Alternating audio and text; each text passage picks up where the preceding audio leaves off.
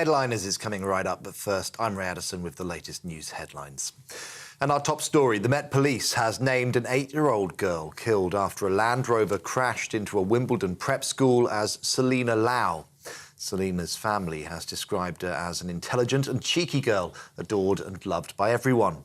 The force says another 8-year-old girl and a 40-year-old woman remain in a life-threatening condition in hospital following that incident yesterday. The driver, a 46-year-old woman arrested on suspicion of causing death by dangerous driving, has been bailed pending further inquiries. To international news, and the United States has agreed to send controversial cluster munitions to Ukraine. Banned by more than 100 countries, they can pose a danger for decades after a conflict ends due to unexploded ordnance. President Biden says the decision was prompted by Ukraine running out of ammunition. Kyiv says receiving the weapon will have an extraordinary psycho-emotional impact on Russian forces. Well, the Prime Minister of the Netherlands has resigned and tendered the resignation of his government after failing to reach an agreement on stricter immigration policies. Mark Rutte described the decision as an extremely regrettable political reality. Comes after a push by Rutte's Conservative VVD party to limit the flow of asylum seekers to the Netherlands, split his four-party government coalition. He says he'll now call new elections in the country. Well, back home, the gunman who killed a beautician outside a pub in Merseyside on Christmas Eve has been sentenced to life and will serve a minimum of 48 years for her murder. 26-year-old Ellie Edwards was killed by Connor Chapman outside the Lighthouse pub in the Wirral last year. The 23-year-old fired 12 shots from a submachine gun, injuring several others before fleeing the scene. Chapman was found guilty after a 3.5-week trial at Liverpool Crown Court. And a man who killed a mother and her 2 young daughters by setting fire to their flat in Nottingham has been jailed for life and will serve a minimum term of 44 years. 31-year-old Jamie Barrow was found guilty of murdering his neighbour, Fatoumata Haidara, and her daughters Fatima and Naima in Clifton last year. The court heard that he poured petrol through their letterbox before setting it alight and watching the fire take hold. We're on TV, online, on DAB+ radio and on TuneIn too. This is GB News. Time now for our headliners.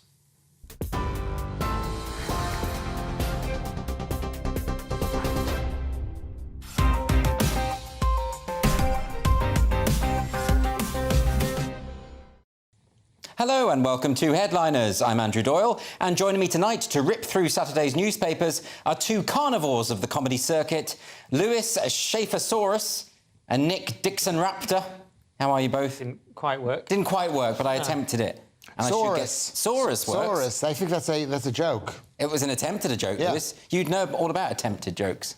No, Wow. I try not to. I leave it to. Shots fired yeah. Doyle's back and he's taking no prisoners. Before it gets brutal, we're going to run through the front cover of Saturday's newspapers. So we've got the Daily Mail, who are leading with proof politicians are out of touch on electric cars. The Telegraph has wealthiest should pay more for BBC. That's about the licence fee. We'll get to that in a moment. The Sun has top BBC star in sex pics probe. The Express, Rishi urged time to talk up Brexit. Easier said than done, maybe. The Times has cabinet split over denying public sector a 6% pay rise. And finally, the Daily Star going their own way as usual. Psycho robot scumbags. We promise not to kill off humans. Well, that's reassuring.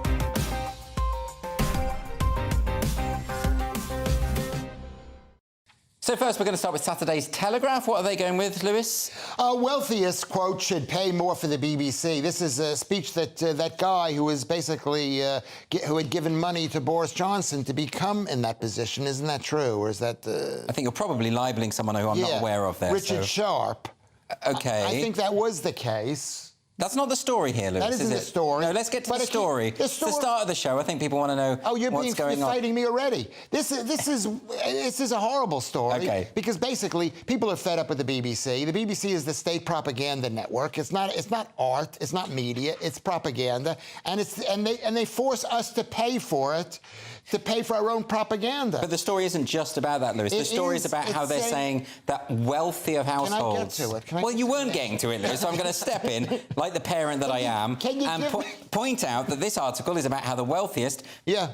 People with bigger households are going to have to pay more. It's going to be a means-tested licence fee. That's the proposal. Because the people who are running the BBC know that the general population are fed up with it. They don't, they're fed up with it. So this is a small little bone that they're giving to the average person. Well, to be fair, they're not saying this as yet. I mean, this is just, the ex-chairman, Richard Sharp, stepping down and saying that this is what he thinks could potentially happen. Nick, do you have any thoughts? Yeah, I just realised I've been letting Lewis get away with far too much when I've been hosting. But yeah, you have to be on him. Yeah, very. You really do.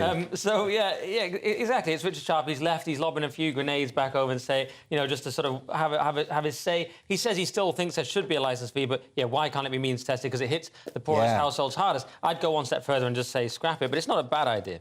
Well, no, I was surprised. I mean, looking at this article, I didn't realise 1,000 people a week are prosecuted for not having a licence fee. Yeah, and it's usually women, isn't it? And 7 out of 10 of them are women. Yeah. Lewis, I mean, what's going on there? Is that just institutionalised sexism? Well, I mean, I think this is why the BBC is amazing. This is why this country is amazing. It's the greatest country in the world because it's created in America, of course. But they actually force the residents to pay for to be victims of their own propaganda. It does seem out of date, doesn't it? Yes. I mean, given that we now have streaming services. If there was one channel, it might make sense, but there isn't. Yeah, no, the fact they persecute mainly women as well, they should be called the British Bros Corporation. Am I right? Yeah. I thought that it would have been better if I'd said it like a minute ago, but I didn't want to cut into Lewis. It was a good joke nonetheless. Nick, it's a joke that will last through the ages. Let's move on now to The Express. What are The Express running with on their Saturday front cover? They've got Rishi urged time to talk up Brexit, and this comes from Bassett Law MP Brendan Clark-Smith, and he's a sort of red wall type, of course, and he's basically saying that Sunak's been too timid, he's just not talked about the benefits of Brexit, because, of course, they need to win or retain, let's say, the red wall. Boris was big in the red wall. Despite his obvious poshness, they liked him. Rishi doesn't appeal to the red wall. Well, he voted Remain, didn't he? Who? Rishi. No, he was pro-Leave. Was he? He was certainly, yeah. Oh, I didn't realise. I thought he was pro-Remain. You think of him as a Remainer. I do think of him as a Remainer. Yeah, because he seems so Remain. Yes. He was actually Leave, but he doesn't big up his Leave credentials. And maybe that's because... it's hard at the moment to cite the economic benefits of Brexit, and he's focusing on... He's sort of playing defence in the American face, on inflation, interest rates, small boats, and we don't see him out in public in general that much, do we? He gets on with his job. We only see him that much. I'm surprised. Why would he not want to talk it up? If as you point out, the Conservative Party had this huge majority because of their "Let's Get Brexit Done" campaign, why wouldn't they want to continue that momentum? Yeah, I know. I wonder if he's sort of embarrassed that they haven't, the economic benefits aren't there. I wonder if he's just too under siege with more pressing problems, and also.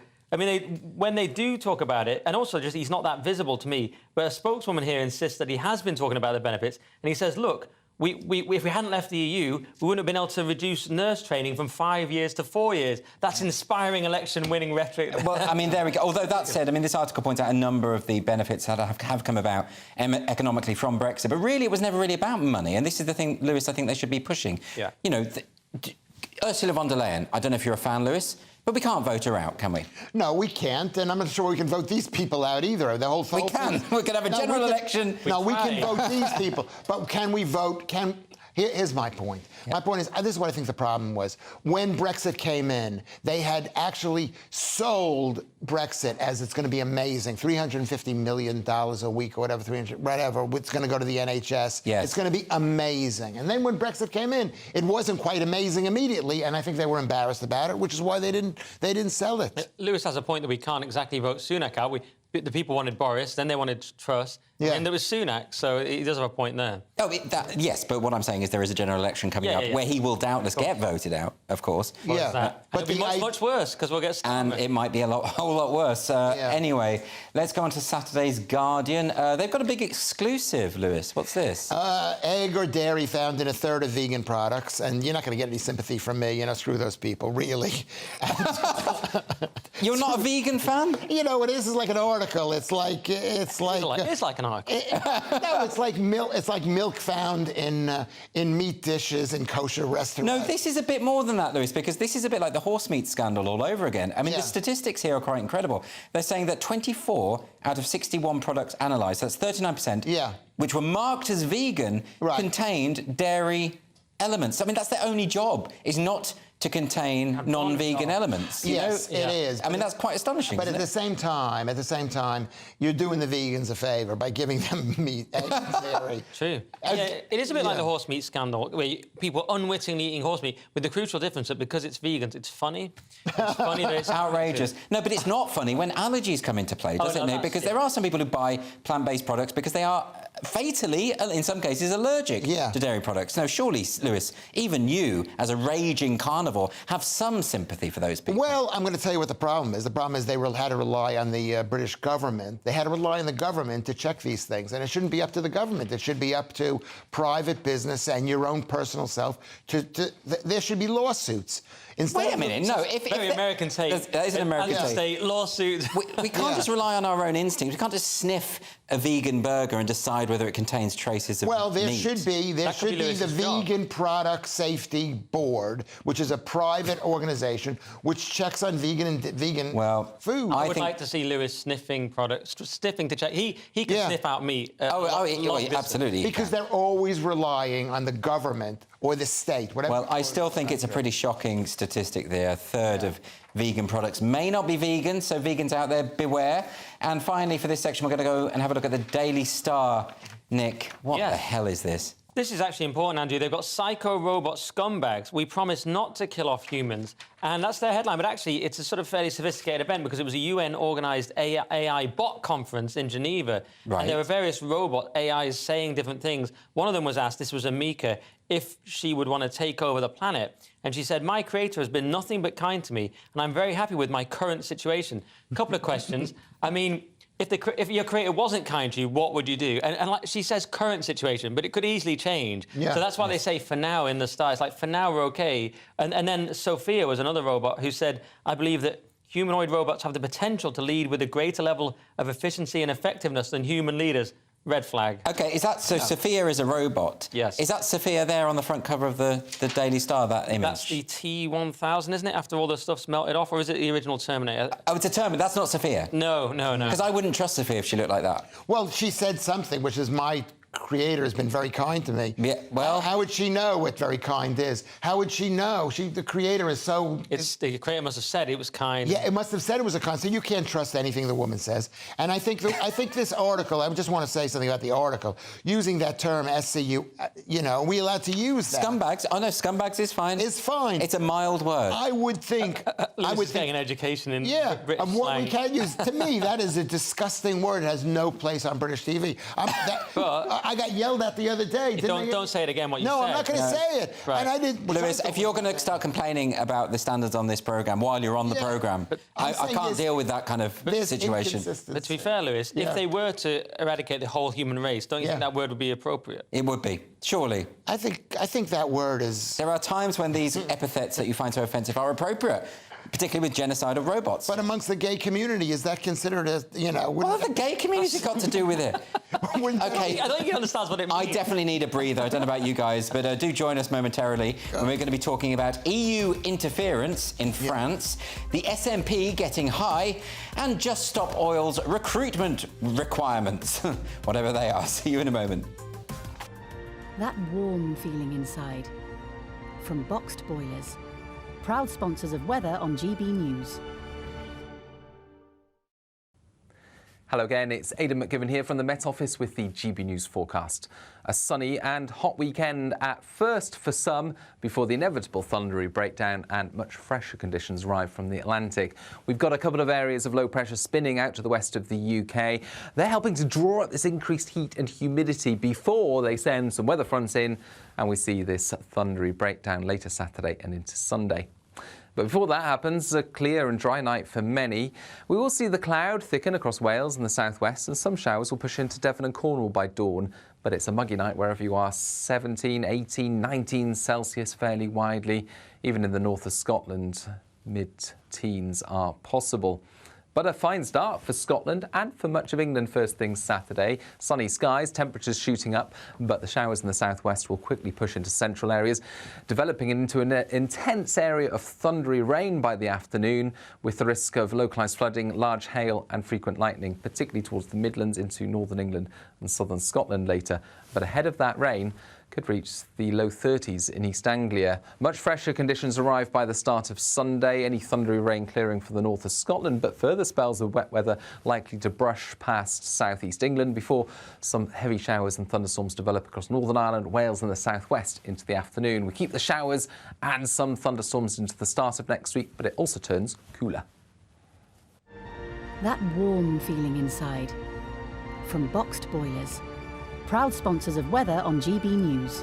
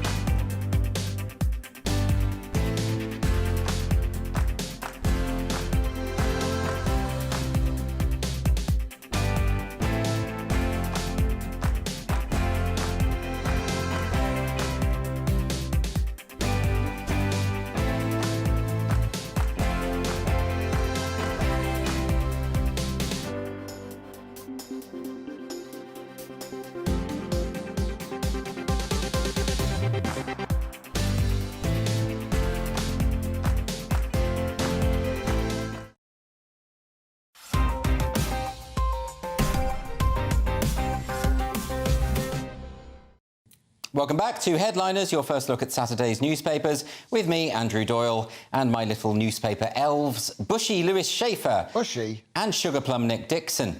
You don't mind that nickname, do you? Don't even know what it means. OK, Sugar Plum. Yeah. Kicking off this section, then, we're going to have a look at Saturday's Express. Lewis, will we soon be seeing a Frexit? Well, you know what? We might be headed. Of course not, because France won't exist in about 20 years. That's optimistic. Yeah. France tells EU to stay out of riots chaos as Brussels scolds the French police. An EU commissioner stressed that French police tactics against protesters and rioters last week ought to be looked at. And this is shocking because the whole concept of Europe was set up so the French could run it.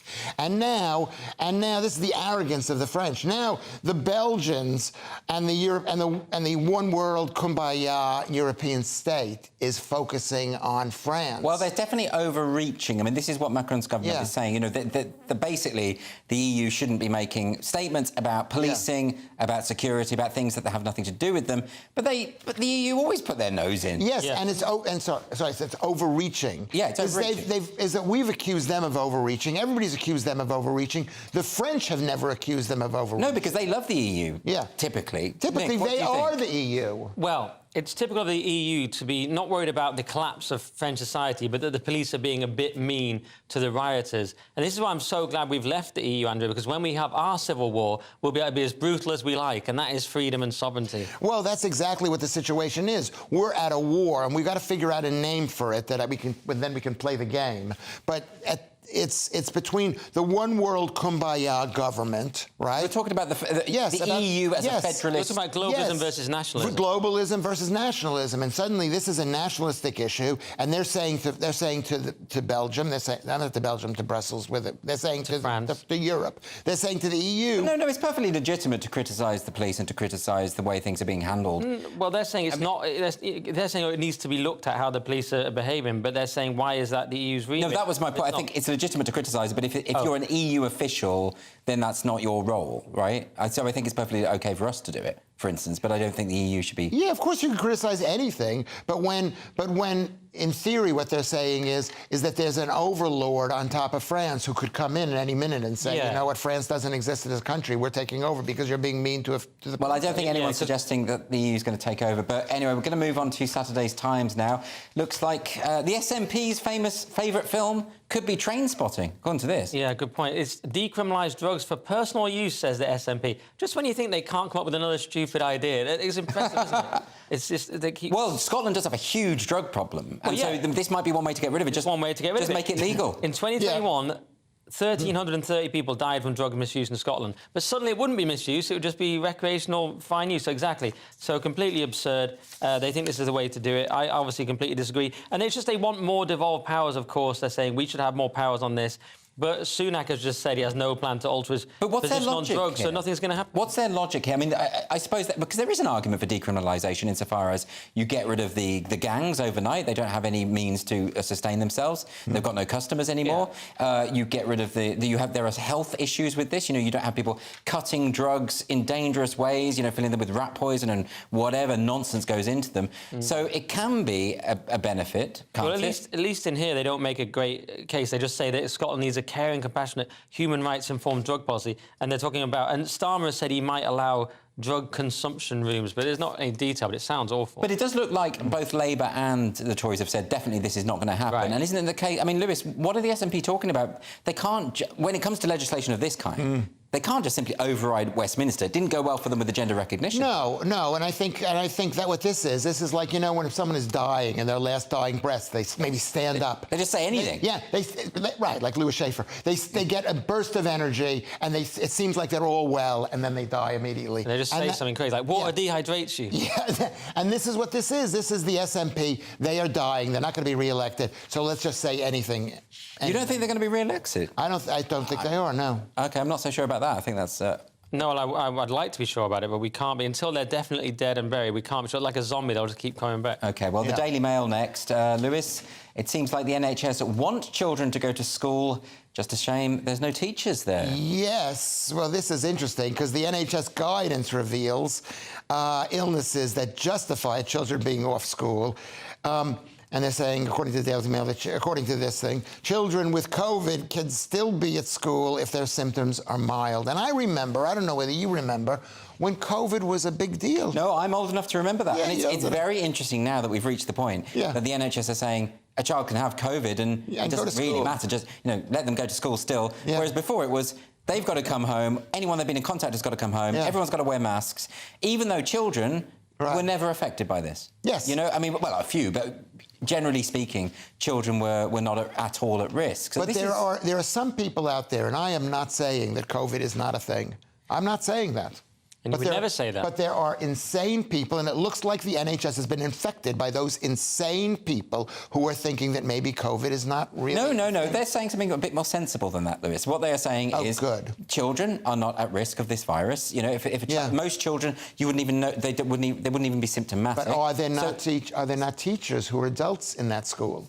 Are there not teachers in the We've just reached a point, Nick, haven't we, where basically people accept COVID's like the cold. Yeah, I'm surprised we're still talking about this, and obviously schools should never have been shut. But what's strange about this, though, is that you don't have to take a lateral flow test, but if you do and it's positive, you shouldn't go in. So obviously the parents will just not give a kid one if they want it to go in, or give it one. Are people still doing that, lateral flow? I mean, I honestly think people are treating COVID now like the cold, accepting that it's with us, accepting that we just have to get on with it. I still see a few nutters in masks occasionally around the place. Have you not seen them? I wouldn't say they're nutters. Lewis. Maybe they're just they've got concerns that you don't share. I think that's... So don't you think that the NHS... who once thought that COVID wasn't just like the cold, don't you think the NHS should apologise? Maybe, Lewis, but I don't think... Oh, maybe. I think we should clap for Lewis Schaefer. Yeah, clap for Lewis Schaefer every evening. All right, well, let's take a look at this Telegraph story where refusing to buy your partner a new outfit could actually get you in trouble. Well, according to the CPS, Nick, what's this? Yeah, I mean, I don't say this lightly, but this might be the most insane story we've ever covered on this show. This is breaking news from Clown World. Refusing to fund your partner's gender transition could be domestic abuse, according to the Crown Prosecution Service, which has listed 9 types of behaviour, right, which could amount to abuse of trans or non-binary people, and no one knows what non-binary people are even. And these include withholding money for transitioning. So you just refuse to pay for gender surgery or counselling, and that's domestic abuse. I mean, the most insane, unworkable, bizarre policy. No, apparently these guidelines came out last year. They've only just been noticed because the CPS didn't really draw attention to them. They just sort of smuggled them out there. Yeah. But they are quite extreme. The idea that if you're in a relationship and your partner transitions and you refuse to use the pronouns that this partner wants you to use, then you could be considered abusive by the Crown Prosecution Service. And look at the criteria here. Like, gender identity is when you know your gender. What you know your gender to be, and can only be decided by the individual for themselves. So they could change it, as we know, on a whim. You misgendered them one day, you're an abuser. Now, this is very serious, Lewis, because, I've read the text that the Crown Prosecution Service have put out there. It uses all of the language of gender ideology. It suggests this institution is completely captured. They use phrases such as cisgender, sex assigned at birth. These are phrases that a small pseudo-religious group in this country believe, but the vast majority of us don't. It doesn't matter when the activists go on about this stuff and start using phrases like cisgender. Yeah. When the Crown Prosecution Service is doing it, that matters, doesn't it? Well, it does matter, but it's so deep. And this is just one more example of the death of love. Is that people in relationships? Why would you be in a relationship if you're going to have to pay for your boy, girlfriend, whatever it is, transition surgery? I think that might be a side point. It is. No, it's the main point. I was thinking because I thought it was marriage at first. I was thinking this is another blow for marriage, but actually it just says partner. Yeah. Because this is any relationship. It could be any relationship. It's dangerous. But it's also, and I'm not going to say, it's like my girlfriend accused me of abusing her because I refused to pay for her new Louis Vuitton bag. Okay. And she felt that was important. Well, luckily for you, there isn't a section in the CPS guidelines that particularly relates to couture. But you know what? It will be, and it is heading in that direction. Well, if you know anything about what's considered abuse, if I say to my girlfriend, my wife, I don't think you should see your friend because your friend is a bad person, that could be considered abuse because you're denying your friend the ability to be with. Well, I mean, do you have a distinction between what you say to your girlfriend and your wife? Is it because getting those two? Yeah. Don't get them mixed up. Because I'm very mixed. But Nick, this is actually very serious because it's the CPS, right? Yeah. Because if they're going to put the level of what they consider to be domestic abuse so low that it comes down, it actually verges on compelled speech. Because what they're suggesting is that wives and husbands who are in that situation have to use the language that their partners demand. Yeah, but it's not just compelled speech, Andrew, it's compelled money, which is even worse. Right. In fact, you'd have to pay for the surgery. I think the CPS is pretty captured at this point. They've been putting out dodgy ideas. They've been suggesting to schoolgirls that they should accept boys in their toilets. For instance, they've put out materials that are pretty dodgy. I think, and I know the CPS is separate from the government, but surely the government at some point has to step in and say... Well, it's like with the Bank of England being run by trying to get in the Stonewall diversity table, and they say that men can give birth now. So very, very worrying. OK, finishing this section now with Saturday's Mail. And Lewis, if it doesn't work for you at GB News, you can join Just Stop Oil, right? Yeah, I've been thinking about this because I know there are rich people involved in this Just Stop Oil campaign because they're using, quote, using old people for Wimbledon protests because they are less noticeable. They can sneak in. They seem more fitting into Wimbledon. They have money to pay for it. So it could be a nice little learner for me. Is that what you're saying? Well, no, I wasn't trying to be rude. I would consider doing it. I mean, the thing about... You're an actor. You do all these films. You know, you could play a Just Stop Oil actor. His real name's not even Lewis. Do you think I ask what kind of film the film is? I've been in some horrifically horrible anti things that I believe in films. Exactly. Nick, this isn't all. I mean, if Just Stop Oil want to disguise themselves, then shouldn't they just put on working class accents? I see what you mean, Andrew, but this is perfect for them, isn't it, in Wimbledon, because it's sort of, middle-aged, retired, slightly posh people anyway. And basically Just Stop Oil is posh older people and a few posh art students. And, this is retired musicians, I think. These are the most useless people in society. They're retired musicians. And they think that they're doing something great and important. Yeah. But they're actually just looking for meaning because they're retired. Or just getting out of the house. Yeah, they're getting out of the house. And they find meaning in ruining people's day. Yeah, and ruining Wimbledon. Yeah. Outrageous. OK, well, we're at the halfway point now, but no Betty Buys time yet, please, because coming up, we've got Wokeenders, the Ladies' Prayer, and funny women. That's Lewis's favourite subject. See you in 2 minutes.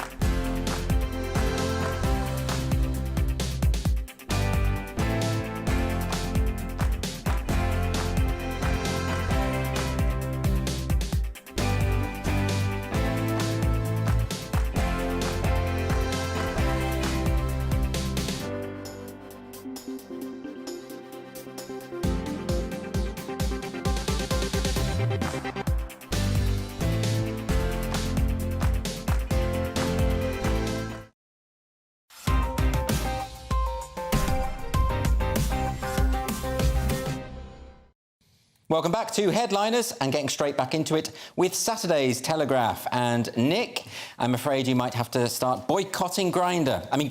Oh, no. OK, yeah, this is GB News targeted by green activists in boycott campaign. Yet another story of hate against GB News. And this comes from Stop Funding Heat, who are a sort of evil spawn of the already evil Stop Funding Hate. And they've persuaded Grind, a network of cafes with 14 outlets across London, to boycott GB News. Someone tweeted, do you really want to be aligned with this channel? And just apparently that was enough for them just to go, yeah, oh, you're right. One tweet, right? One tweet. Yes, Grind said, we'd like to thank you for bringing this to our attention. Needless to say, we've pulled all future spend from GB News. So it's pathetic. It's this disparity. And as we've noted, GB News is getting bigger and bigger, more and more views. We're on the map. But advertisers haven't caught up because of this virtue signalling, ESG, woke capitalism approach where the advertisers are all terrified, even though we're a perfectly legitimate It's channel. so bizarre. But let's have a look. We've got an image of the CEO of Grind, or the head of Grind.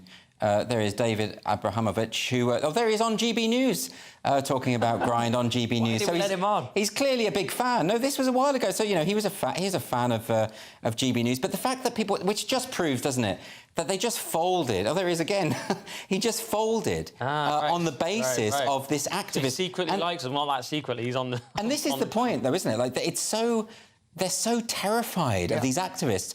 What companies should do is just say, OK, bye-bye, you don't want to use our product. If you don't like the way we advertise, go away then. That would work so much better than causing this fuss. But you're a bit behind the times, and I think Britain is a bit behind the times, because what we need to do is not make fun of Grind, because they're a small little company, and anytime we mention them, we're probably going to give them more business. That's probably going to help them. We need to pick a company that is used to do business with us or not doing business with us now, and who's a big company who, if they lost 1% of their market share, they would notice. We have spoken about a lot of these people. What I think is fascinating, though, is that these advertisers are pulling out because of these activists, but the activists are basically fantasists. They started complaining about the channel months before it even aired, before anyone had any idea what it was. They decided what the channel was, then the channel starts, and it's not what they said it was, but they stick to the fantasy, what they call it confirmation bias. In most cases, they haven't even watched it. No. This guy's a little different because he's actually been on it. Yeah. I don't know if he's watched himself back or not. But, and with the public companies, why don't they have a fiduciary responsibility? That's what I don't understand as well. You know, if there's advertising, if it's a good platform to advertise, then you'll... Well, the truth is,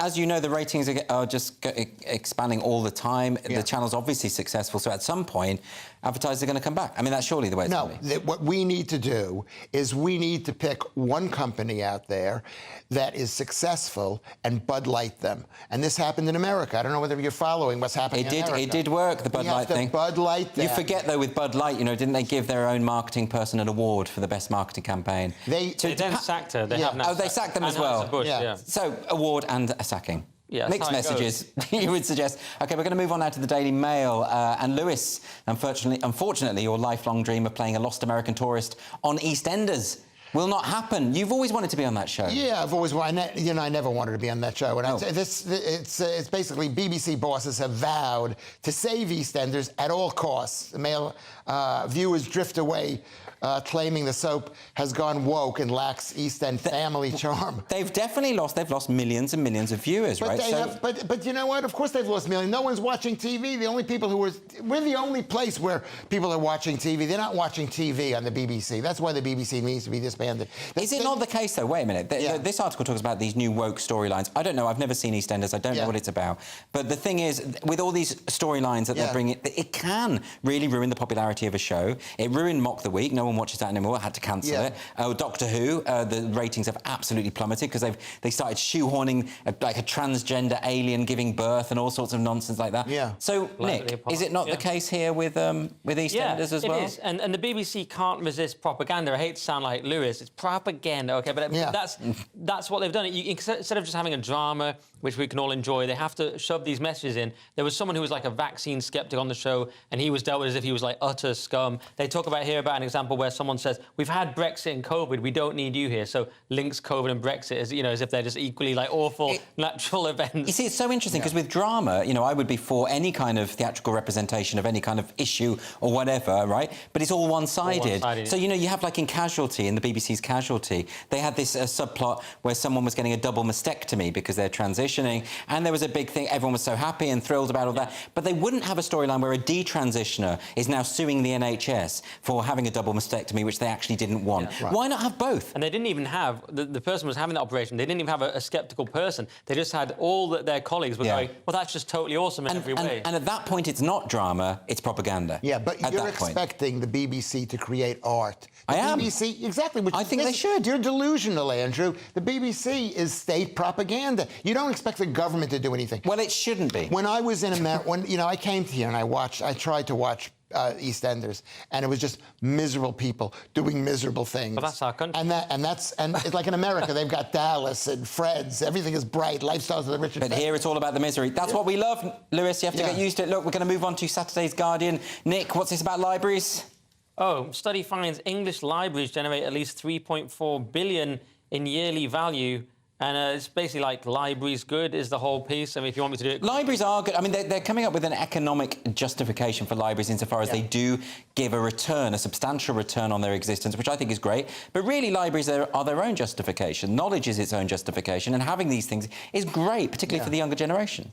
If people use them for knowledge, but I don't think they do. There's no books there anymore, and the computers there are run on water power or something. I mean, it's not exactly... There are some people sniffing glue by the Margaret Drabbles, but, you know, the thing is, you do want people to go there. You want kids to go and explore. A lot of households can't afford to buy books, but there they are. It's all there for you. It would be, but people aren't using them, and unfortunately, it's like when Woolworth closed. Oh, blimey. Showing your age there, Lewis. OK, we're going to stick with The Guardian now.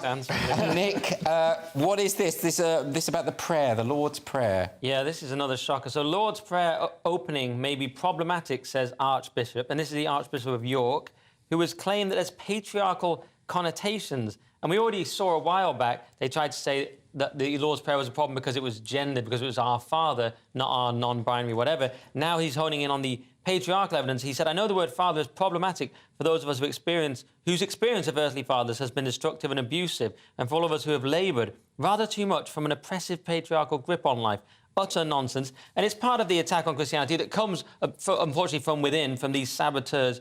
I mean, the Lord's Prayer was so fundamental to our culture. When I grew up in a country called England that used to exist, you would say, it was a Christian country, we'd say the Lord's Prayer several times a day in a normal school. It wasn't like massively religious, just normal Church of England school. So to attack the Lord's Prayer is a fundamental attack on what our culture It seems odd coming from the Archbishop of York. Yeah.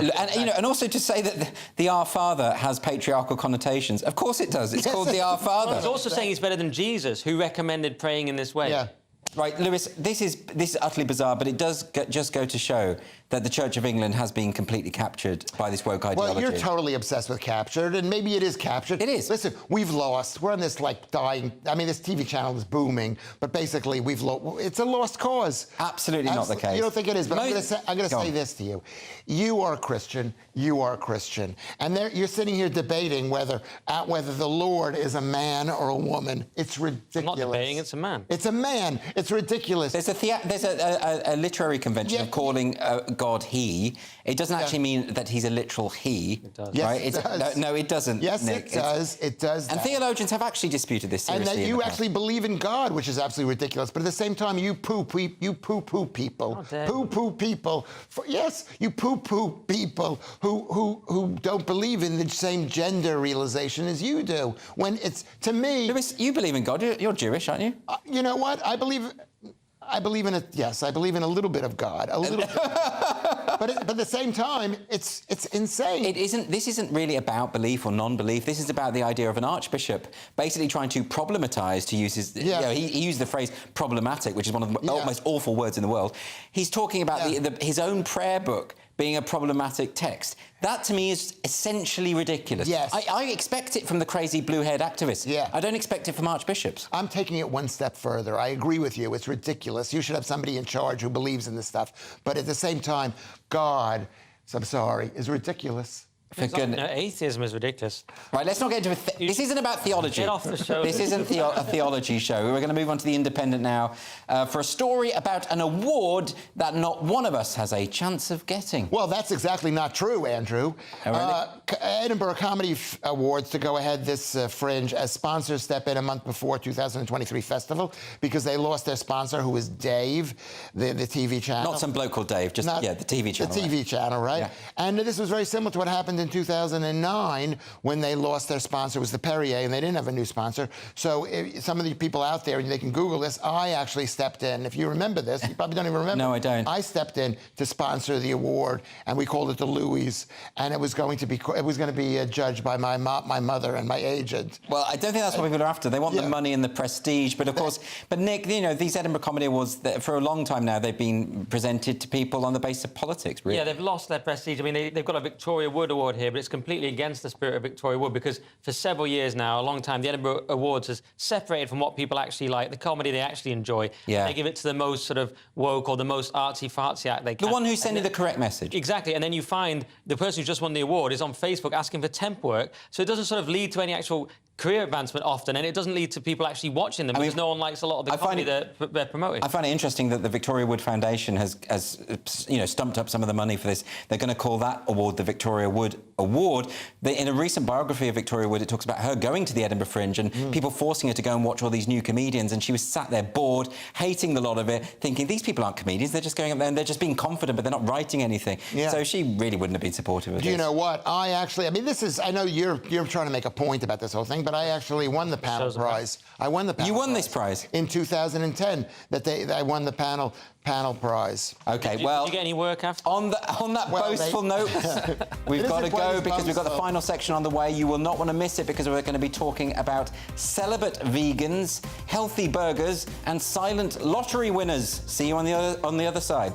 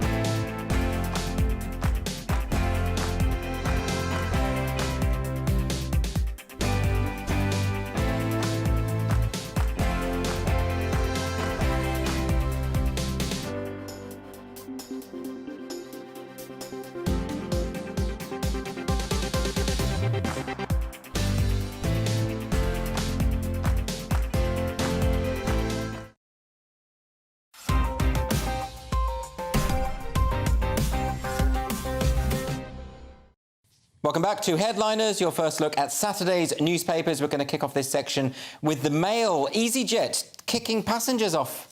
Yeah, EasyJet flight removes 19 passengers flying back to Britain because the plane was too heavy. I mean, I don't know how this is news. Basically, they said the plane's too heavy, the conditions were bad, the plane was too full, it was too hot outside, it was too windy, it was a short runway. Just to be safe, they pilot asked 19 people. They bribed them. They said, like, we'll give you 500 euro. Pounds. How is this news? What is this? Is there somebody on the plane saying, I demand that this plane fly with its full component of passengers? Yeah, but nobody wanted to... Why didn't they just choose the fattest passengers and get rid of... That's it. You can't. Okay, it's very hard to stand up at the front of the plane and say, can the 20 fattest people please stand up? But this is for a practical purpose, Nick. Yeah, you think it would have been fine in that case? I think... Imagine the lawsuits. They haven't got enough money for that. I mean, the funny thing as well is that people are saying they really want to go home, and the plane was due to take off at 9:45 p.m, but waited, Andrew, until, guess what, 11:30 p.m. That's still quicker than most UK trains arrive. Do you know what I mean? That's not that long, is it? But it's not... Why don't they plan? It's a non-story. Why don't they plan for this? Why don't they... Like, the idea that the plane is too heavy to take off? Come on. They do plan for it. It's very hard to judge. And this is one of the stories that we covered here on Headliners. We covered this, is that they were going to weigh people in New Zealand. Really? They were going to weigh them to make them on the plane because they have to factor all these things. That is offensive. People in New Zealand particularly fat, then? Weigh people in New Zealand? No, but they're basically a police state. OK, we're going to move on now to the Daily Mail. And your favourite vegans, Nick, those that don't replicate. Yeah, so this is vegans and veggies shouldn't have kids, as it's argued that unnecessary suffering should be avoided. So this is a guy who what are they called? Something weird. Oh, Juna Razanen. Sorry to call you the name weird, but only to me being very English. Anyway, the point is they're arguing that so there's these antenatal people, right? Not to be confused with antinatalism, which is care during pregnancy. Which is used in American antinatalism, which is that life is not worth living. Yes. I listened to a long podcast on this with Sam Harris, and an antinatalist, and they just don't think it's worth living because they think that you're bound to suffer. Therefore, it can never be ethical to force someone to be born because they're guaranteed to suffer. But aren't they also saying that if you have children, then they are themselves going to consume meat, and this is bad for the planet, and all this sort of stuff? Well, no, the extension of it here is that they're saying why are human lives necessarily any better than pig lives, and they're saying that... Well, I would say my life is a lot better than a pig's. Well, his claim is that it's not necessarily true. The amount of good in human life as compared to that of a pig might not be that much greater after all, is what he's saying. And he's saying that humans have fleeting joy, but then they have long suffering. Look, I think the antinatalists, you have to be very intellectual to be that stupid. I think it's an absolutely ridiculous philosophy, and the guy I heard sounded very depressed, but this is their reasoning. Yeah, he is very depressed. And why is he depressed? Because he's a vegan, and a vegan is a high-carb diet, and you can Google high-carb diets with bipolar disease, with mental illness, with depression. There's a huge correlation between you aren't, because you're so successful, Andrew. That's why you're not depressed. But most vegans are miserable. Also, do vegans care about humans? That's because he's saying they should apply this to humans. But we know they're often pro-abortion, so they care about animals more than humans. It seems so nihilistic, the idea that if you get rid of all humankind, then there's no more depression or problems. Well, yeah, but there's no more people. I mean, this is ridiculous. That is their philosophy. They say that it's unethical. It's sort of like logical in a sense, but completely absurd. This is one guy. I'm not sure that other... There's a whole movement. It's called the antinatalist... Well, look, we're going to move on to our final story of the evening now. This is Saturday's Star. Lewis, what's this one about? A jackpot? But a guy, according to this Star, which is one of my favourite newspapers, at least the front page, low-key, quote-unquote, low-key lottery winner won £40 million jackpot 10 years ago and still hasn't told his family. And he hasn't told them because he doesn't want them taking any of it, basically. He doesn't want anybody taking out of it. And this story is, like everything you read in the newspaper, it's a lie. Nick, very quickly, what's your... Because in California... Lewis, we don't have much time, so I'm going to go to Nick. It's very smart. Why would you tell everyone you won a load of money? And as you see here, I've not provided for my sister because I do not like her or her husband. You can't really argue with that. No, that's fair enough. And there are lots of sponges when you win. But not that. It's in California. It's public records, whoever won. So this story is an untruth. Oh, you think this isn't real? This is not real. Well, look, on that bombshell, we're out of time, unfortunately. So let's have another quick look at Saturday's front pages before we end. We've got the Daily Mail, who are running with proof politicians are out of touch on electric cars. The Telegraph has wealthiest should pay more for the BBC licence. The Sun has top BBC star in sex pics probe. The Express, Rishi urged time to talk up Brexit. And the Times has a cabinet split over denying public sector a 6% pay rise. And finally, the Daily Star there with their psycho robot scumbags that we referred to earlier in the show. That is all that we've got time for, unfortunately. Thank you to my guests, Lewis Schaefer and Nick Dixon. We are back tomorrow at 11 p.m. with myself, Josh Howie and Bruce Devlin. And if you're watching the 5 a.m. repeat of the show at the moment, do stay tuned for breakfast. See you later. The temperature's rising. Boxed Solar, proud sponsors of weather on GB News. Hello again, it's Aidan McGivern here from the Met Office with the GB News forecast. A sunny and hot weekend at first for some before the inevitable thundery breakdown and much fresher conditions arrive from the Atlantic. We've got a couple of areas of low pressure spinning out to the west of the UK. They're helping to draw up this increased heat and humidity before they send some weather fronts in and we see this thundery breakdown later Saturday and into Sunday. But before that happens, a clear and dry night for many. We will see the cloud thicken across Wales and the southwest, and some showers will push into Devon and Cornwall by dawn. But it's a muggy night wherever you are, 17, 18, 19 Celsius fairly widely. Even in the north of Scotland, mid-teens are possible.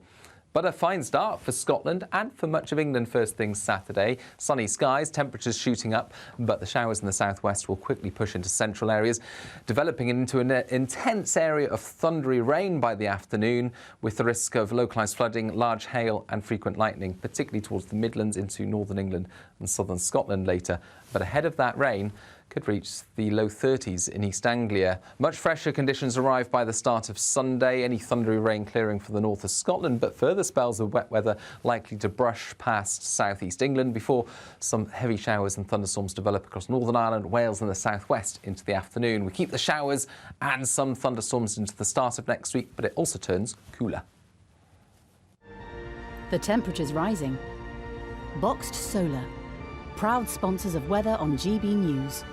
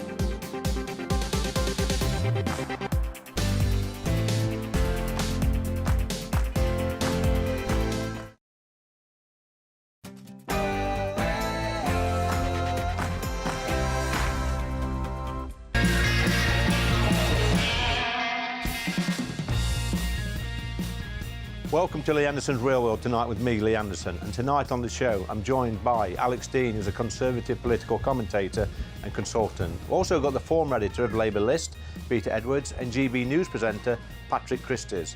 Also got one of Dart's biggest personalities, Bobby George. Got landlord and publican Adam Brooks, who owns this pub, and our weekly cab driver, Gary Fisher. A great guest tonight is Alexandra Gibson of Challenging Mind MND and the chief exec of that same charity, Leanne Iors. But first, the latest news headlines.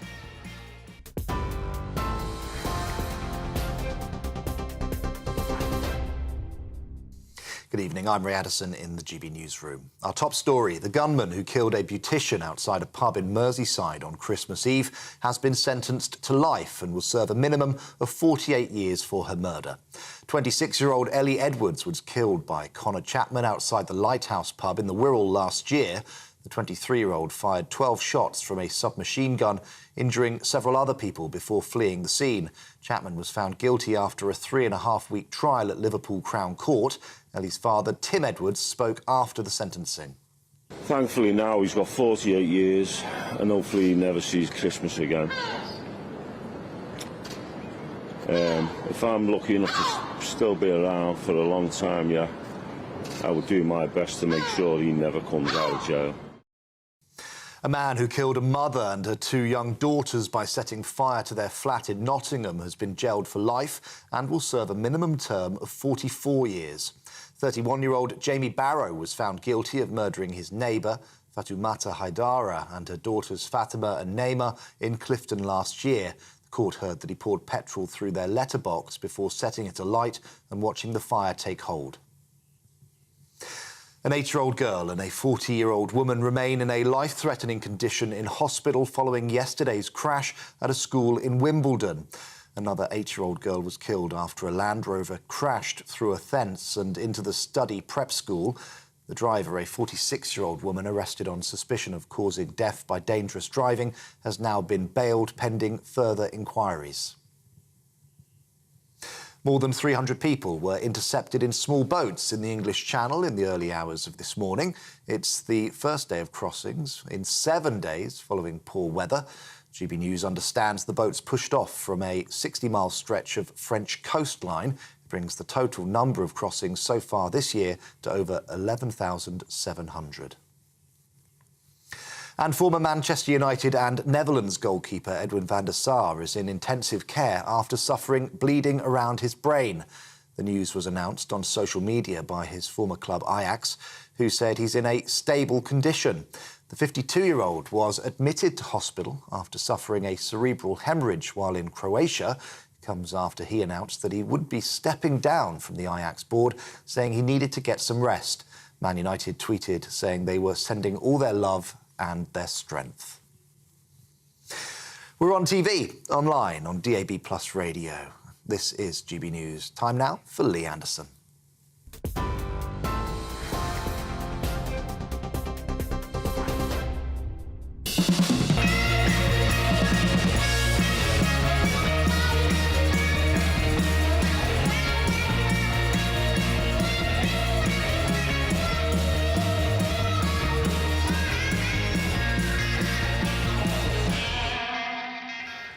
As a young child growing up in Ashfield, I was woken up every morning about 5 o'clock by my dad's alarm clock. One of those big brass alarm clocks with the big bells on. My dad would get up, he'd go downstairs, make himself a cup of tea, leave the house, shut the door and walk to the pit, the coal mine where he worked at. Did that for many, many years. And as a young man, it gets you thinking, that's what dads do. That's what they do in the morning. They go to work, they go and earn a wage and they provide for the family. And just a couple of hours later, my mother would be getting up to make us breakfast, me and my sisters, then she'd go up to the factory and do her shift. Just a few years later, I was getting up on that same alarm clock with my dad, going with my dad to the pit, and my sisters were going with my mother to do a shift at the factory. And I guess they were role models. My dad was a brilliant role model for me. He was the best dad in the world. I love the man, still do. And he sort of taught me that work ethic, that respect, that, you know, if you're going to have a family, it's your job to look after them and go to work. Same with my mother, that's what they both did. But sadly, these days, there's lots of young people that's brought up in workless households where they've not heard an alarm clock go off, they've not seen mum or dad go to work, and they've not sat round the dinner table at night time listening to mum and dad talking about their day at work. That's incredibly sad. It's our job as politicians, as training providers, as schools, as colleges, to make sure that the young people in our society get the very best start in life they can. Welcome to the real world, and tonight's guests are political consultant and Conservative commentator Alex Dean, and our left in the corner, Peter Edwards, former editor of Labour List. I want to start tonight, Alex, talking about indoctrination in the nation's schools. Yesterday I was stopped at Westminster Tube Station by a young man who said, Lee, me and my friends love everything you say and do, but our teachers hate you. I'm thinking to myself, why is that? Why are teachers letting their children know their political persuasion? What do you think of that, Alex? I've got nothing against teachers being open about what their political views are. I don't expect them to hold it against the children they teach if they disagree. The biggest problem, it seems to me, is that there's not much diversity in the staff room anymore. There used to be a pretty even balance, I think, in the past. But moreover, if I think back, I didn't have a clue as to how most of my teachers voted. I didn't know what their position was. On the other hand, when it came to political debates and, you know, the exchange of free ideas, you got a sense of where they were at, but it was positive. They would help you and they would teach you about what they thought, and sometimes you'd have a robust exchange. But no black mark if you disagreed. So I visit schools on a regular basis, and I remember a few months back I was at a school doing a Q&A with 5-6-year-olds, and one of the 5-year-old boys said to me, not what is your favourite pet, what's your favourite colour, which is the normal questions. He said, why did you switch from the Labour Party and go and join the Conservative Party? And I'm thinking to myself, no 5-year-old child thinks of that question. That question's been fed by his teachers. Been given it, but it's a good question. It might have been given to it by his parents. But it's a good question, right? I mean, both my parents were teachers, and they were both in their unions. We talked about politics a lot. My dad was a Conservative, my mum a Lib Dem until Brexit, when she went off them. But, you know, there's nothing wrong with teachers and parents discussing politics with their kids. It's telling them what to think is the difference. But I think in this current climate where, you know, we see teachers going on strike, see them asking for more money, the unions dictating to the government, dictating the terms, etc. I think, and I've seen it in my own constituency with schools where some of these union leaders that work in these schools as teachers or head teachers need to concentrate a little bit more on teaching our children how to read and write rather than, you know, dictating to the government or trying to bring a government down, which is what they're trying to do. Both my parents were union reps in their time. I've got nothing against people being representative and voluble representatives of their union. The difference is when it basically becomes a full-time job and you're not doing the work anymore. That's when you lose me. I think it's time to bring the left in the corner in, which is Peter Edwards. Evening, Peter. So, I'm talking about indoctrination, left-wing influences in schools, especially school teachers. I've witnessed it firsthand. You think I'm being honest there? I think you're exaggerating to a certain extent. I don't think teachers should give party political views, so a question like, why have you, Lee, changed sides, I don't think is quite right. But of course, in the course of the school day and over months and years together, children take in and discuss with their teacher, just as I did, the world around them. So in my case, I remember talking to my teacher about things like cricket and TV quiz shows, but then as you get older, that develops into other things. So, for example, I went to school in the 1990s in a state comprehensive that was crumbling to a certain extent, just as it is today, 30 years on. And these things don't feel party political, but once you talk about the health of your school, the fabric of the structure, the funding of it, you get into political territory, and it's right that children have an understanding of that. OK. Yeah, I think that's right. I also think, Lee, look, I was at a comprehensive of 1,000 souls, and I applied to Oxbridge. Was not the brightest person in my school by some way, but there's a kind of soft bigotry of low expectations, right? And there's a kind of, that's not for me. Yeah. The teachers in my school, really, when I showed that ambition, the teachers in my school really encouraged me to do it.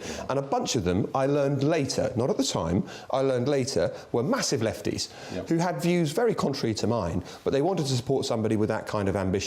That's a teacher that I look up to, and I mean, they were massive mentors for me, actually. I was very lucky to have them. But if you'd asked me, did I know how they voted at the time? No clue. Well, this is it. I mean, when I was at school, many, many years ago, our school teachers were ex-soldiers and sailors and RAF men from the World War, and we didn't have a clue which way they voted. Their main aim in life was to make sure we could read and write when we left school to go to the big school, and that was it. It was as simple as that. I understand, but for some kids who are politically interested, as I was from an early age, the ability to... But what age there, Alex? Well, when I was in my early teens, I was interested in politics, and I wanted to talk about it with things, and the people I looked up to were teachers, and they were willing, and this is flattering and positive, and it's a good thing about teaching, to enter into discussion with me, including some people that had views completely opposite to my own, which were even then conservative. That is a good thing, Lee. We should welcome that kind of debate. But the key is that they realise there's not an equality of arms. They don't hold it against you as a child if you hold a different view to them. Peter, the last 30 seconds for you. I think you're being a bit naughty when you say teachers are trying to bring down the government. Yes, there have been strikes this week, and of course, as a person from the left, I support those. But I think, as Alex said, I see teachers on the picket line saying Tories out, Tories out, Tories out. What does that say to you? First of all, I don't think a few protests are going to bring down the government. The government would be very panicky if they thought that. Secondly, there's a cross-section of views among teachers, and as Alex indicated briefly, not everyone in a union is a Labour voter. Well, I agree with that. I agree with that. What an interesting discussion that was. So this show is about speaking to real people in the real world, and they don't come much realer than Gary the cabbie, who joins me most weeks now. So, Gary, thank you for coming back. Just, I think it was about a week ago, we were reading in the paper reports about the RAF discriminating against white male pilots, saying that they were useless and in the quest of diversity. Now, I think you used to be a serviceman. You served in the army. What do you say to that, Gary? Is it nonsense? Total nonsense. We know from history that the male white pilot isn't useless, and surely it doesn't matter colour, creed, sexuality, whatever they are. It's the best person for the job. Women, men, white, Asian, it doesn't matter. As long as they're good at the job and can do the job, that's the main thing. I suppose you've seen some challenging things, been in some difficult situations in the army, Gary. You know, does it really matter what colour somebody's skin is at the side of you? Never in a million years. Doesn't matter. So I would imagine it's all about comradeship, looking after your brothers and your sisters these days. But seriously, Gary, why are they doing it? Because the same as they do it for all walks of life, all for the tick box, all just to tick the boxes and to make their numbers. So how long did you serve in the army, Gary? 4 years. 4 years. Enjoy every minute? Loved it. Would you go back? I will go back tomorrow. Best time of my life. So, Gary, I want to ask you the question again, the killer question. If you was the Prime Minister for the day, what law would you introduce or change? What law would I change?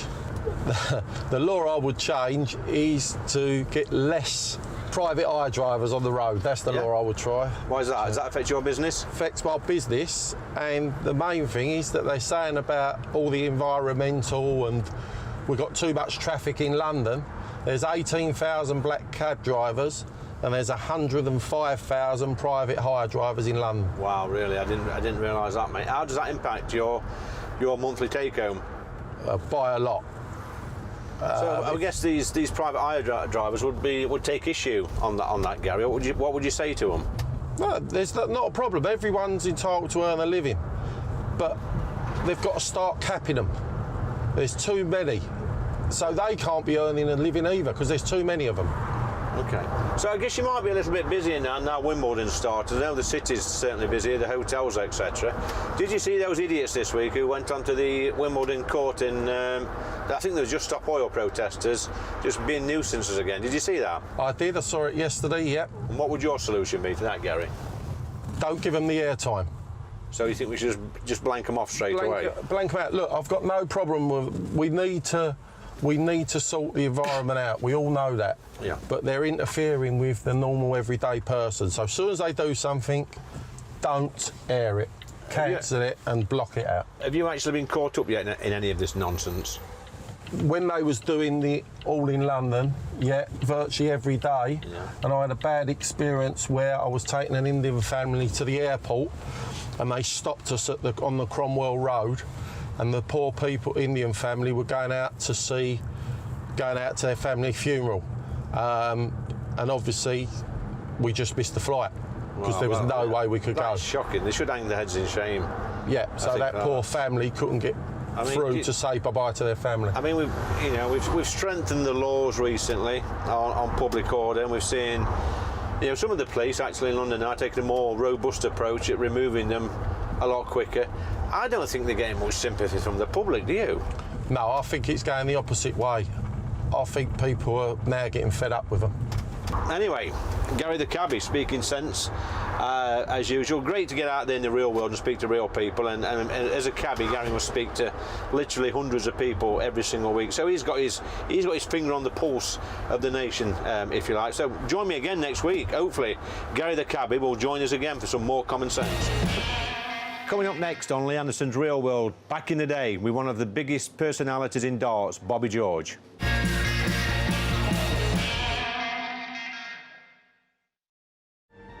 The temperature's rising. Boxed Solar, proud sponsors of weather on GBNews.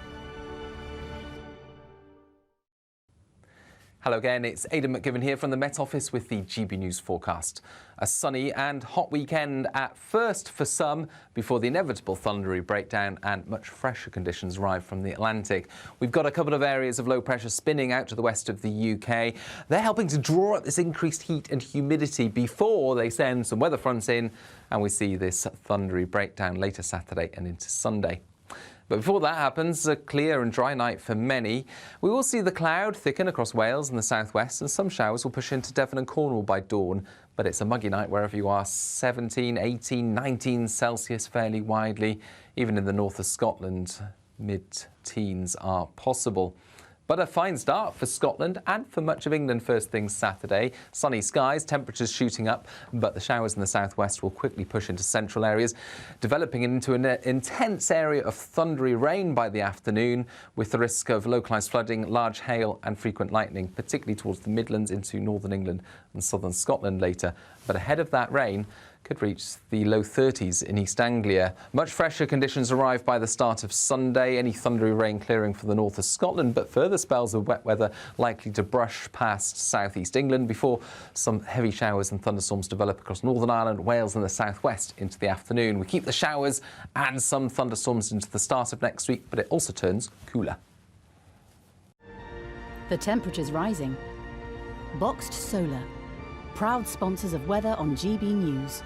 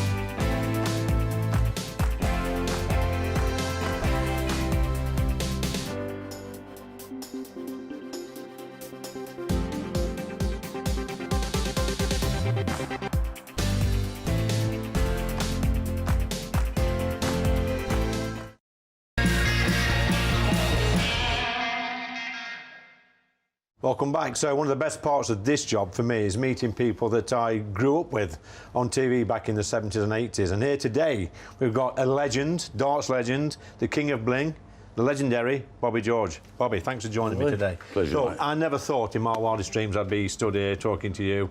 I remember 1980, you and Eric Bristow, you sort of set the darts world on light, didn't you? Well, with the dart players then, they didn't sort of dress up.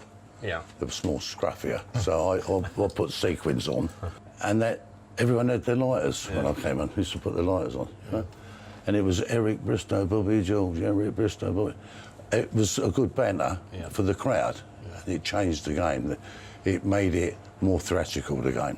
Yeah. So, yeah. Do you think it was more enjoyable back then? Because I know it went from being a pub game to a proper sport, didn't it? All of a sudden. So I still enjoyed it playing in a pub. Yeah. You get that feeling if you like the darts and you go for a target and you hit it. It's a great feeling. Obviously, if you're doing it on the television and playing for prize money, it's a good thrill. Yeah. What's the pressure like, Bobby? You know, you're in that match on TV. You need that double top, and you've got 500 people behind you all wanting you to get that double top. Yeah. What does that feel like? You feel a prat when you don't get it. Put it that way. You play well, and you get to a double and you miss. You think, oh no. But you don't get that. You don't hear the crowd. Yeah. You only see the dartboard. Okay. When I go up there, when you first go there, meet and greet them and wave and all that. But once you start playing darts, you don't see. You just see the dartboard. Just concentrate on that. But you get used to being in that pressure. It's the use. More rockets you get, the better you get at it. So let's rewind a little bit, because you didn't start playing darts till you was 30, I think. But you had a proper job as well. Yeah. You was on a shovel, on proper tours, on the underground, was it the Victoria Line, Jubilee Line? Yeah, Victoria Line. Victoria Line. You was doing a bit of mining. I was a miner as well. So, what was that like for you? I earned good money, but I had a real good body in them days and still strong. Thank you. I had a good body, and I used the power I got to do the work. I earned good money. Yeah. But you know it's not easy. You don't when you work on the face of a tunnel or mining something. You got to really work hard. It's a tough job, but it does shape you physically, obviously, and mentally, and it gets you ready for the real world. If anyone's done mining like you yourself, you've got politics or whatever you do. You've worked, you've done hard work. You know the difference. A lot of people haven't worked so hard, don't know no different. They think it's easy in life. So but it ain't when you ain't got nothing. Let's go back a little bit earlier, Bobby. Let's go back to when you was growing up as a child, you know, in London. Bit of poverty. Yeah, my mum died when I was 3, TB, because it was life after the war, TB. And my dad was blind. So you can imagine the poverty. The people say, where do you live? I say, the Skip. Basically, with wall lights, the Skip with wall lights. We didn't have nothing. You know, it's... that must have been tough for you, when I started growing up, say, probably 7 or 8, we used to go to the Army surplus and get all our gear from the Army surplus, because after the war, there's so much gear to get rid of. Buy a pair of boots for like 2p or something, where it is, and put the Blakies on. My dad used to say, put these things on. You're marching for miles away. But I remember I went to school, I've got this nice jacket, I thought I'd have it, it's all like, you know, stripes on it. I went to school, but it was a Japanese general's coat. and everyone, when I got in the gates, they all saluted me. I just put that to make the conversation more interesting. I mean, some of these, stories like that remind me of some of the stories my dad tells me about. Just after the war, they were so poor. Yeah. My dad didn't see a banana till he was like 9 years old or something like in the 50s, because stuff was still on rations. Yeah, ration books. Yeah. I remember the ration books.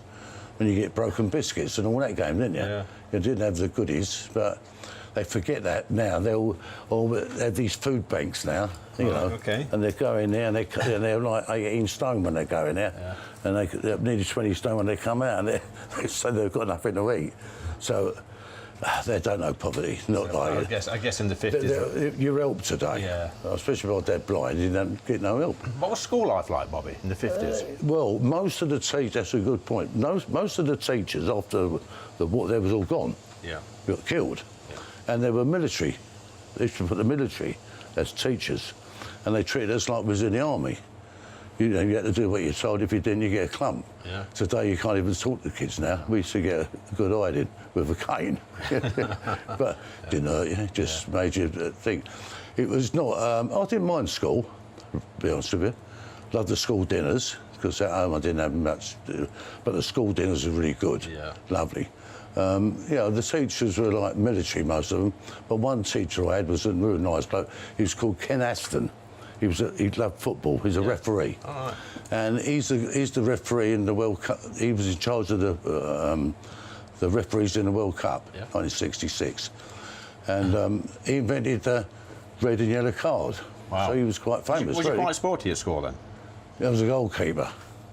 He used to kick the ball at 100 mile an hour, and that was me going for it. I didn't like it. Well, those big heavy balls full of water, weren't they? Yeah. Well, they're not like today. They're all leather. And if you didn't do the straps up properly, you get smacked with the leather straps, didn't you? The world changed for me is when Harold Wilson and the Beatles were there. Yeah. That time. Big Beatles fan? Yeah, loved the Beatles. Yeah. Great. Yeah. So I guess the swinging 60s, you lived through some of the best times. Yeah, I think that time was the best time. Yeah. You could get work anywhere you went. You could, especially if you was a bricklayer, anything building trade, you could go one job to another. In the 60s, completely different. I suppose, like me, you sometimes hop onto the past and wish things were like they were in the past growing up. But we're going to move on now to Wokie of the Week. This is where we pick 3 individuals or 3 organisations that have done something terribly woke in the week, and Bobby, the legend, the king of bling, is going to help me select the Wokie of the Week. We've got the first one is Just Stop Oil, Bobby. They've been on the courts at Wimbledon, wafting their paint about and just being nuisances. What do you think to them? They're definitely a wonky. A wonky? Of the week. Yeah, they're really irritating, aren't they? That's they're just nuisances, aren't they? I mean, is it going to stop? Look, we know oil, all the pollution, but everything is oil. So you're not going to stop it overnight. They could do it gently. So the next one we've got, Bob, is Transport for London, and they banned a West End poster which features Tony and Tana's wedding cake because it's unhealthy. A poster with an unhealthy wedding cake. Now, I've never heard of a healthy wedding cake. Have you? I've never tried. What was your wedding cake like? I've never tried one. Never tried one? No, I was drunk before I got to that stage. A wedding cake on the wall. A wedding cake on a poster is considered unhealthy. So who banned it? Well, this is Khan again. It's going to be Sadiq Khan. Did he put his name to it? Well, I don't know. And Stupid, that is. And the final Wokie of the Week is James O'Brien of LBC Radio. Now, he's been selected once again. James O'Brien is one of the Wokies of the Week for being James O'Brien. Right. He dedicates too much of his life having a pop at me on one of his silly monologues on LBC. Some of my colleagues, so I don't know whether you tune into him, is irritating little man. What's a wonky? Always a wonky, isn't it? Well, wonky or wokey. So come on then, Bobby. Is it the Just Stop Oil? Is it the TfL? Or is it James O'Brien? Well, the second one, stopping a post, I mean, that's my wedding cake. It's Mickey Mouse in it. Shall we put big ears on that? Shall we do that one then? Transport for London. Right then, Transport for London, if you're looking. Bobby, just show that to that camera there. Yeah. You are? The champions. Wokie of the Week. The Wokie of the Week. What a lovely sight. Thanks, Bobby. Cheers, mate. Wokie of the Week. Oh, dear. Who thought of that? Who thought of the one after you said of the week? Because it's easy to say that. Don't go anywhere. As coming up, we've got GB News presenter Patrick Christys talking about male suicide.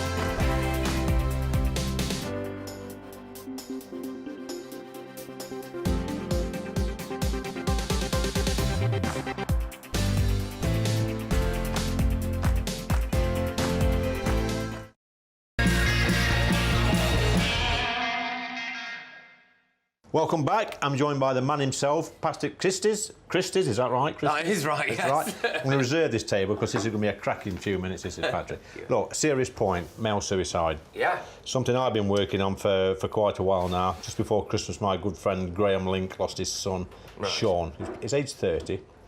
He just went home and took his own life. Nobody saw it coming, his parents, people in the pub that he drinks with, nobody at work. He just took it. We still don't know why he's done it. And it's the biggest killer, Patrick, as you know, of men under 50. It's an epidemic. It's killing more people than cancer and heart disease under 50. But you're doing a little bit as well. You've been exposing yourself recently. I have. Tell us a little bit about that. Yeah, please. absolutely. So I did a campaign for the mental health charity Mind, and I was trying to raise a bit of money for them. One of the biggest problems when it comes to people's mental health is, they don't talk about it, they bottle it up, and then they get to a situation where they're in urgent crisis, and then they go, oh, well, what do I do? Okay, so then you try to maybe access some kind of NHS therapy or something, and it can take months, which you don't have if you're right on the brink. So that's where some charities, others as well, but like mine, can come in and get you that urgent care and urgent help. So I thought, well, look, I will try and lose a bit of weight. I was 4 stone heavier than this. Made a couple of other lifestyle choice changes as well, it must be said as well. And then I thought I'll get my kits off on stage with the Dream Boys, the male strippers. I think we're going to see a clip of that very shortly. That'll be very interesting. And in the end, we managed to raise just under £130,000 for the mental health charity Mind. So hopefully that will save some lives. So can we just see a clip of that, the Dream Boys?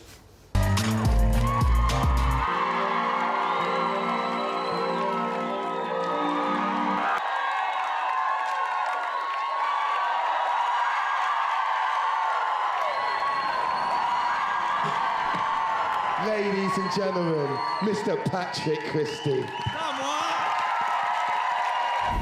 Look, Patrick, I support a group called Enlighten the Shadows in Nottinghamshire, which is helping young men who are facing these dilemmas, these problems. And yes, you're quite right about accessing services, but the biggest problem that we find is getting men to talk to men. Yep. That's the biggest problem. Why is it that women can talk to women and talk to partners, but when it comes to men, what is it? Why is it so taboo? I think there's a lot of kind of ego out there. I also think that men have a lot of pride in what it is. I think there's also a tendency for blokes to think that whatever problems that they have might be too small for their mates to care about, and what might seem like a small problem to somebody else can be a big problem to them as well. So it is vitally important. And what blokes will find is that once you start talking and start opening up, there is every chance that your mate's going through exactly the same thing, or has been going through exactly the same thing, that they will have sympathy for you as well. And so I think it is vitally important to just kind of break that down. I do also think there is a bigger culture with men to go to the pub and drink to forget about it, as opposed to sitting down and talking about it.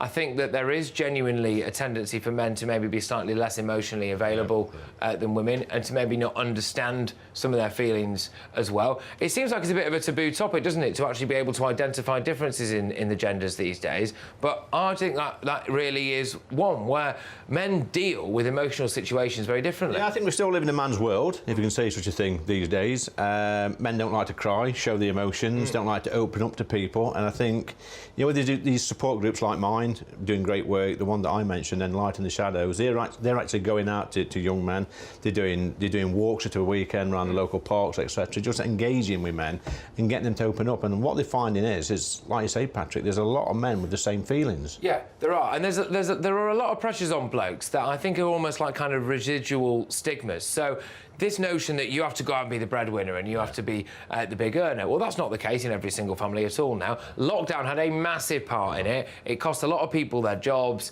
It chipped away at a lot of blokes' self-worth as well. There's also, I think, the idea that a lot of men feel as though they've got to be the protector and the alpha male, and so that if there's something going wrong at home and they can't do anything about it, let's say their wife takes a turn for the worse with illness and you're helpless in that situation, men tend to exhibit almost animalistic behaviours in those times. So, like I said, maybe drinking to block things out or getting very aggressive at times, you know, going out and starting fights with people, just stuff like that. And they tend to be manifestations of the fact that you're not actually dealing with your problems. And if you don't deal with them, well, then frankly, nothing can get better. So how much money have you raised so far? Yeah, about £130,000. We've kind of pulled the drawbridge up on that now. We thought that was that's about enough. That's not too shabby, is it? It's not, especially in the middle of a cost of living crisis. But one thing that really stood out to me as well was how many people, when they were donating, were commenting underneath saying, look, you know, this is for my brother, or this is for my father, or this is for whatever.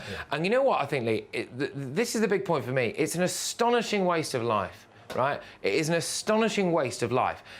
As long as you're still in the game, as it were, there's a chance that things can turn around. There's also a chance that things, you know, might improve, but that you might go on to improve the world. You know, there are so many people as well out there who are highly intelligent, very creative, who, for whatever reason, psychologically, can suffer from something. So what do you think, Patrick? I mean, I used to, back in the day, people used to say that people who take their own life are cowards, they're running away. I don't believe that. I think the pain that you must be in, the mental pain, must be worse than any physical pain anybody can ever imagine. Actually, take your own life. You're doing that to escape the pain. Yeah, I mean, I was too afraid to actually take my own life, so that kind of shatters that myth of it's the coward's way out. I was too much of a coward to do it, frankly, to be perfectly honest with you. And there were times in my life when I was, you know, pretty low, and you know, you start to have thoughts that really now seem completely alien. You know, it does feel like a different life, and so. Yeah, I mean, I think society does need to change the stigma of it. I will factor this in because I know a lot of people watching this now might get a bit frustrated. I get a bit frustrated by some of the people who I think it's become fashionable at times to throw your hands up and just shout, oh, mental health illness and this stuff. So I do want to kind of push back a little bit on that. I think it can be overused, and I think that diminishes the people who are really genuinely struggling. So we're working on stuff in Parliament at the moment. I want to see, and I took part in a debate recently in Westminster Hall, I want to see counsellors in schools talking to young men and girls about suicide, not making it such a taboo subject so people know it is a hot topic, and it is taking lives, it is killing people. It's a massive waste of life, Patrick. You know, I see it in my own community where young men take their lives and leave a couple of kids. That's devastating for the whole family. When really, you know, if we can get these men to talk, get them involved in these support groups and these charities, get them that early support that they need, it can actually save lives. Yeah, because it's not just the individual as well, it's who they leave behind, like you said, the wife, the kids, the wider family, colleagues, friends, etc. And that is a massive, massive problem. But I would just want to finish really with a bit of an uplifting message, which is this, which is as long as you stay in the fight, then you do always have a puncher's chance. If you keep buying a ticket, you might just win the lottery. You never know, and the sun will come up tomorrow, okay? And by taking drastic action, nothing will be solved. Nothing will be solved. You will always have the chance to actually go. And I am, to be honest with you, living proof that you can, unimaginably good things can happen to you as long as you just stick around. And I will just finish by saying, even if you feel alone, someone does love you. Patrick, you are doing amazing work. I'm very proud to know you, mate. Well done. Cheers, mate. Thank you. Welcome back. It's time for Agony Anderson, and my mailbag this week, Adam, is bulging with people's problems. We've got a couple of questions in today. I think you're going to read the first one out. I'll answer that, and then vice versa. Right, this is from Jenny. I have written to multiple MPs and have asked numerous questions, and I'm yet to have a single response that even remotely answers my question. Some MPs ignore my emails. Others deflect my questions. And on some occasions, MPs make up parliamentary protocol in order to avoid my question.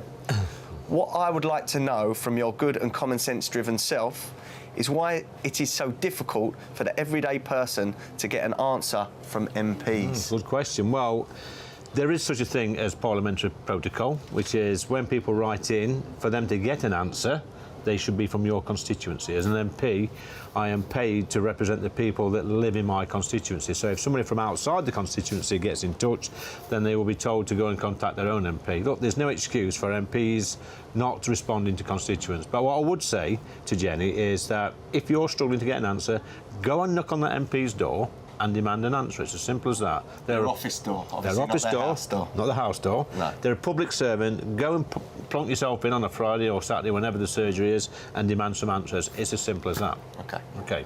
So, Adam, there's a question here. This one's coming from Paul in Shropshire. He says, Lee, I've got a wolf, strange man, a rabbit and a cabbage to take across a river. My boat can only carry me plus one other passenger at a time. How do I get all three of my cargo items across the river without any of them being bitten or eaten by any of them? I'd appreciate a common sense solution. A common sense solution would be to go and buy a dinghy, get in it, go to France and claim asylum, Lee. Does that answer your question? And coming up next, a man who's a real legend, Alex Gibson, who's raised an incredible amount of money for motor neurone disease.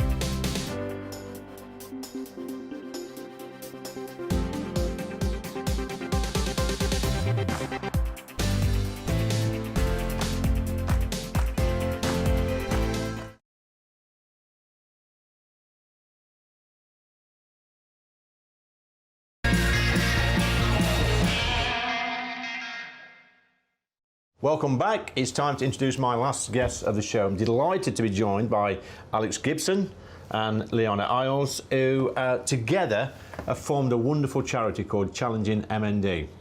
What's it all about, Alex? So the whole purpose of the actual charity is really to serve all the MND sufferers up and down the country. That's the whole purpose of the actual charity. I mean, from anything like grants, we provide financial assistance to enable them to have, particular long-term memories of any description at all. Leona, I mean, you just told me previously about a 70-mile bike ride that you did last week. I think Alex went one better. He did 100 miles. What's all this about? It's about challenging the condition. Challenging the condition, and Alex was diagnosed back in 2018. He then set up the charity in 2019 to help other people with motor neurone disease. And he himself is an ex-GB decathlete and therefore continues to challenge himself as though he doesn't have the disease. And as we are his support team, we are fully expected to join in as far as we can, but to be honest... So Alex is raising money, obviously for a great cause. What does the money actually go to? So it goes to people living with MND, motor neurone disease, and their families, and we support them in the way that they want to be supported. So we give them financial support to do an activity or event of their choice, which helps them to make lifelong memories. Or it might be for example, equipment, or it could be to support the family carer. So this community you've got together now, a bit of they're like adrenaline junkies, aren't they, really? They're this one is. pushing the limits. Alex, what's the scariest thing you've done? Probably the scariest thing I've done, put the hardest challenge for myself is basically working 52 miles in space of 25 hours. How many miles? 52 miles, yes. 52. Yeah. 52 miles. That's hard, but my ability to walk nowadays is quite tough for me. Actually, seen when I walked in the shoot there as well. Well, that takes some doing, that doesn't it? Did you go with him? No, that was before. That's scandalous. I tried to duck them, but no, everything that Alex does is kind of way beyond the sort of norm. Well, I guess what, Alex? I think you're an inspiration, aren't you, really, to thousands of people up and down the country. I mean, there's lots of people sat at home feeling sorry for themselves. You're not. You're getting out there doing great work. How much money have you raised so far? We've raised about £1.2 million so far. I mean, it's an increase as we speak. Whole purpose, You should be incredibly proud of yourself. You're the type of people that should be honoured. Absolutely should be honoured. Well, look, 1.2 million. Yes. I found that astounding. And people, how do they donate? I mean, there's various ways to donate.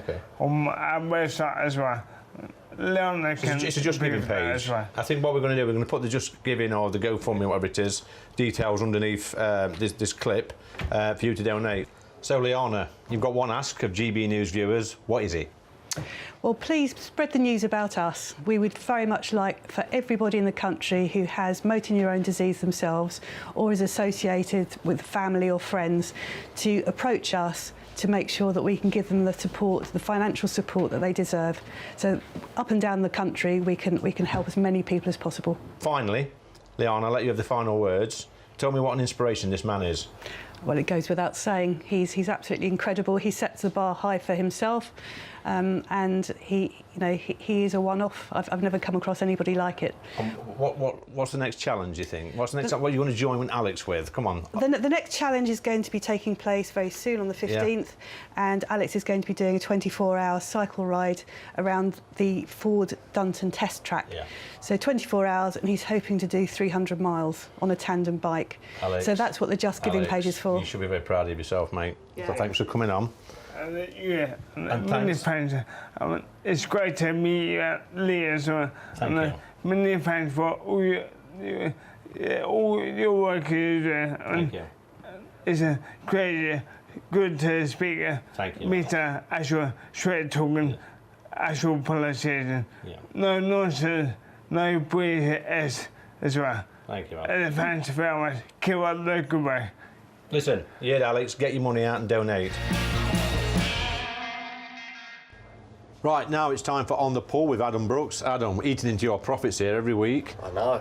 Lots of froth. I'm going to have to stick an invoice in, aren't I? In the drip tray. That's it. Look, this week we've got the King of Bling, darts legend, Bobby George is going to come and pull a pint. Bobby, come on in, my friend. Now, we're going to get a glass for you. We've got a glass for you, madam. Yeah, there we go. Do that one. That's that one there. Right. So, You ain't got a gas turn out, have you? No. So, Vicky Michelle, she got 9, I think, a few weeks back. You ain't said too bad. Marco Longy last week got a pathetic 3. And last week was terrible. It was terrible. It was a shocker, weren't it? Was it? He looks like a professional. Yeah. Oh, look at that. Oh, he knows what he's doing. Just stick it on there, Bobby. Oh, you know what? You was all right until you... Oh, look, what's going on here? He just hit the glass. Oh, dear. Sorry, look here. Just hit the glass. He hit the glass. He was actually all right. Should we do it again? No, that's it. You get one go. One go in this game. One go in this game. It was perfect. He hit the glass. Yeah. If you put that on there. If you've got time, Bobby, pull another quick one. Right, let me get you a glass. Hold on. There you go. Come on, here's one job. Right, now I'm not going to hit that. Yeah. Right. Here we go. Right down, hold it down, hold it down, look at that. Hold it down. It's quite frothy this, isn't it? Hey? Oh, lovely. Well, that's better. Is that better?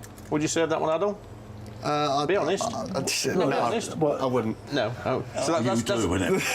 That's two failures. I know these guys. That's how they make their money, isn't it? That's why the German beer's got head on it. I don't. Make loads of money out of it. Advice for Bobby, please, when pulling pints. On the way out, he's a little bit too eager to pull it away. You just frothed it up a little bit. That's yeah. It started off pretty good. Started off well, yeah. The first one started. Then got a bit lively at the end, didn't you? So I think I'm going to get the chalkboard out. Already, if you pulled 3 or 4 of them off, that'd be all right. Right. Because that's not an old barrel either. Adam, that's a fresh I want to pull the old scoreboard out, my friend. Like it. Yeah. What we're saying, out of 10, what marks is he getting this week? I'm because I like him and I respect him. I'm going to give him a 7. A 7? Yeah. You didn't mean, didn't you? Well, Bobby, you're in second place. I'll give him this vote. Look, I think a little bit more practice, but thanks, guys. Bobby, thank you. A pleasure. It's a pleasure to meet you, my friend. He's going to drink them there. Adam as well. I'm sorry about your profits again. I know you're hard up, but that's brilliant. On the pull, it's absolutely brilliant. I love it. Bobby's pulled. And I'll say to the camera. 2 decent pints there. I'll say to the camera, and may the darts be with you. I'm not a drinker, but cheers, Bob. Right. May the darts be with you. Well, it's time to say goodbye. Thanks for watching Lee Anderson's Real World. And a big thanks to all my guests this week. If you'd like us to come and visit your pub, then email us on gbnews@gbnews.com. You provide the pub and we'll fill it full of common sense. I'll be back the same time next week, but following me is Martin Daubney. Don't go anywhere.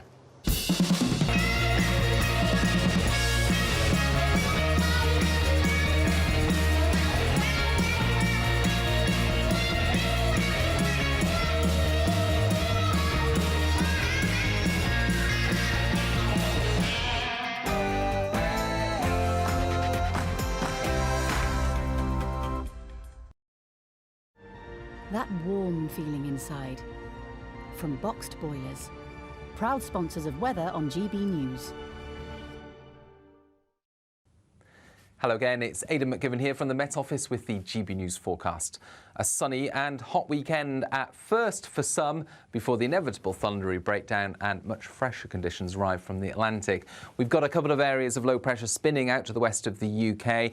They're helping to draw up this increased heat and humidity before they send some weather fronts in and we see this thundery breakdown later Saturday and into Sunday.